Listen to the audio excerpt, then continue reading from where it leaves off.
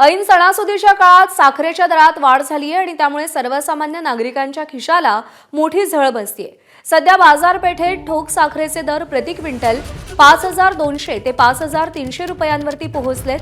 किरकोळ बाजारात अनेक ठिकाणी साखरेची 54 ते 55 रुपये प्रति किलो दराने विक्री होतीये। 8 ते 10 दिवसांपूर्वी साखरेचे दर 4400 रुपये प्रति क्विंटल होते। गेल्या 10 ते 12 दिवसात साखरेच्या दरात प्रति क्विंटल सुमारे 900 ते 1000 रुपयांची वाढ झाली।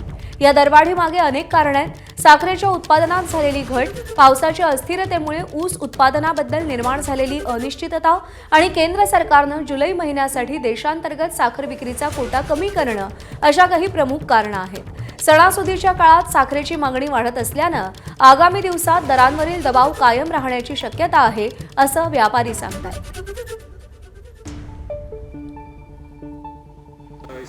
8-10 दिन तो नहीं, 15 दिन पहले थी 4400 के आसपास है शक्कर। फिर उसके बाद में बढ़ते बढ़ते फिर 44 की 48 हुई। 48 की अभी 5200-5500 मार्केट बिक रही है। बाकी ठोक के भाव भी 5200 हो चुके हैं।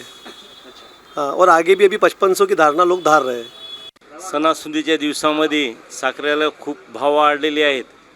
आता 42 ते 44चा भाव होता, एकदमच आता या 8-10 दिवसामध्ये 5500 ते 5600 भाव झालेला आहे। आता या अशा सणासुदीच्या काळामध्ये जनतेच्या खिशाला कात्री लागल्यासारखं आहे। एबीपी माझा, उघडा डोळे बघा नीट।